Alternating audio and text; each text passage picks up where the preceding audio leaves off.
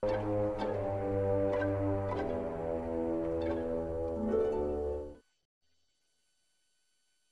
following program contains frequent coarse language.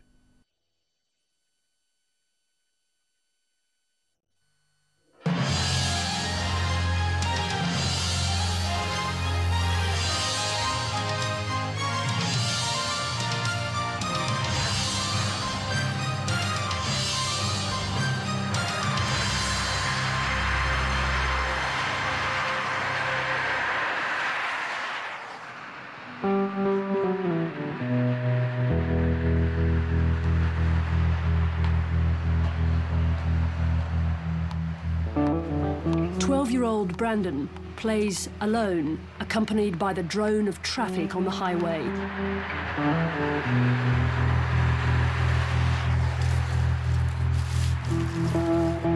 He can't invite his mates home because he doesn't have one.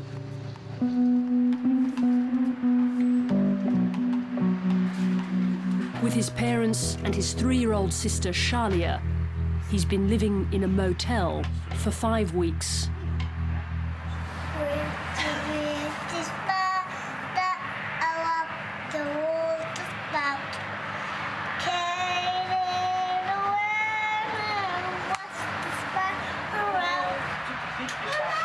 Despite the claustrophobic conditions, David and Tony do their best to cook proper meals. It's no room, no nothing, it's so confined. Families like this are the new face of homelessness. We've really got to get a house because it's just too much stress.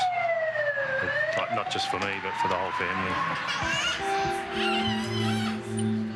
When Kevin Rudd came to office, he made the homeless one of his first priorities in government.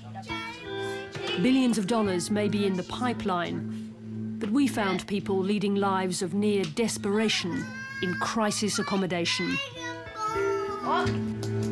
It's everything coming down on top of us. Like, we don't have the house, the kids are struggling, the car's just about dead.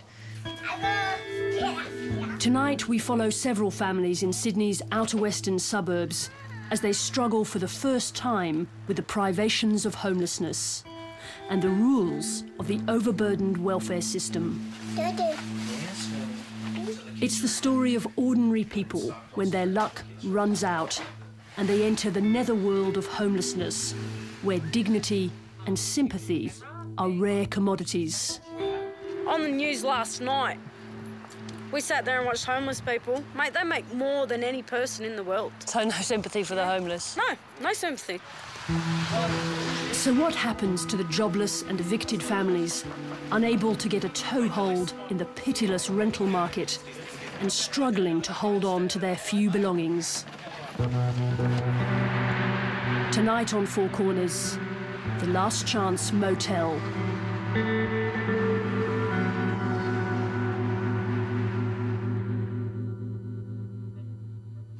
Really positive. Tony and David Sabjan have never been homeless before. Now they wash, cook, sleep and eat in one room. How many loads do you reckon we need to do? The New South Wales Department of Housing pays the bill.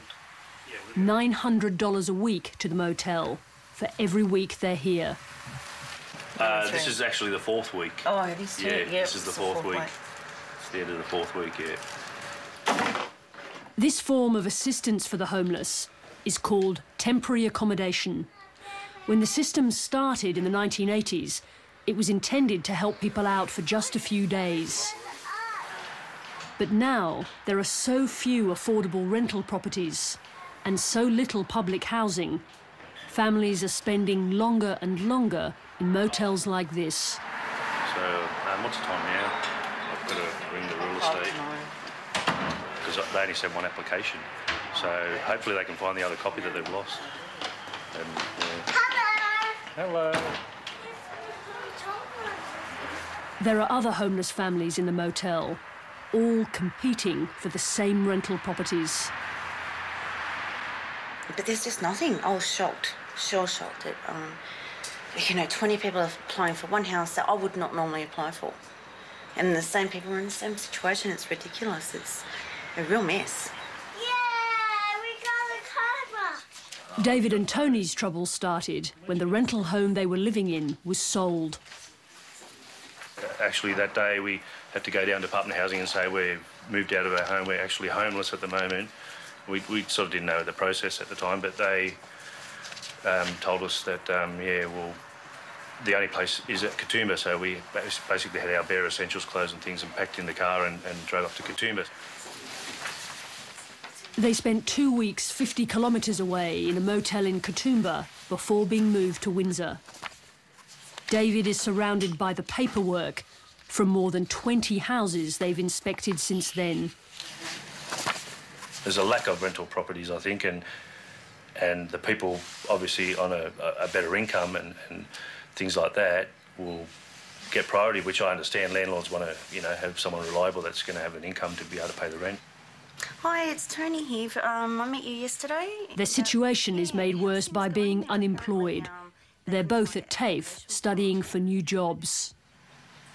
Looks like we probably won't find out until Monday or Tuesday. No, we'll have to go to Department of Housing and get and extend it for another week. Another week in this place.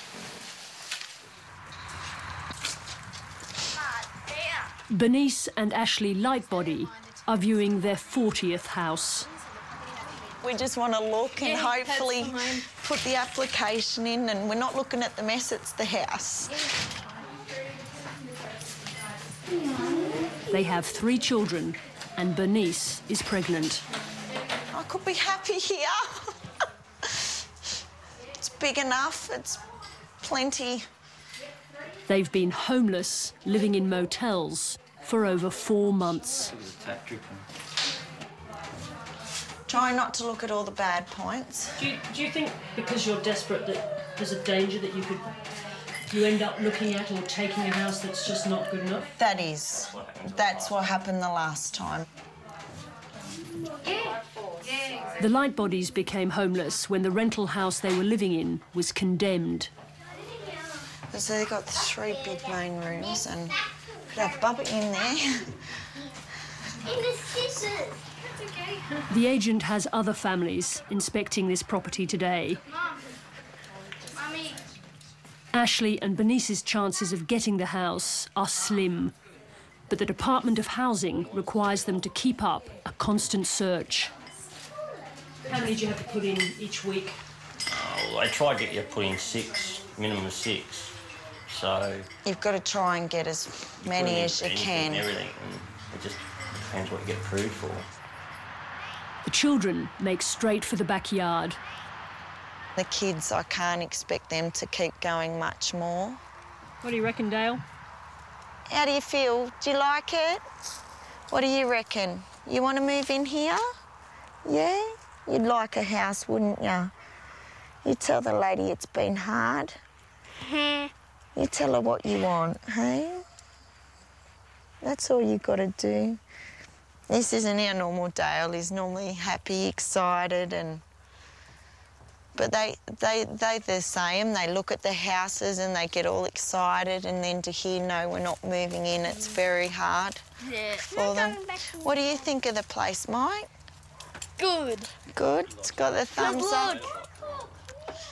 8-year-old Michael has a learning disorder and depends on the security of special teachers at his school. His parents are determined not to move out of the area. And you know what? It's nice and close for school, isn't it? Yeah. You could go to the same school, couldn't you? Because you don't want to change, hey? Nah. In total, I think we had about 8 people booked in for today. And then we've got more inspections tomorrow again, so...